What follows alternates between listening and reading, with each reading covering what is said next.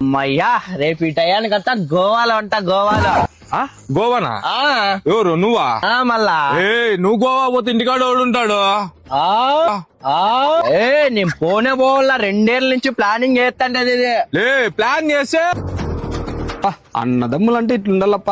Yeah రోజు కొట్లాడినాక చూడలే నేను, యాలే అన్నిండంగా చూడలే నేను.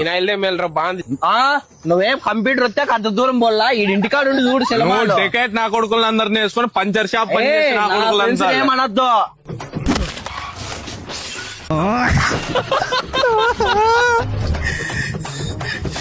నువ్వు కదప్పా కదా నా కొడక, నువ్వు తోలేక రాదా?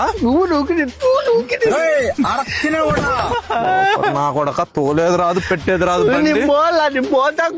పోతే ఎవరు చూసుకుంటా అమ్మాయి? సినిమాలు చూసే అంత దూరం పోలా.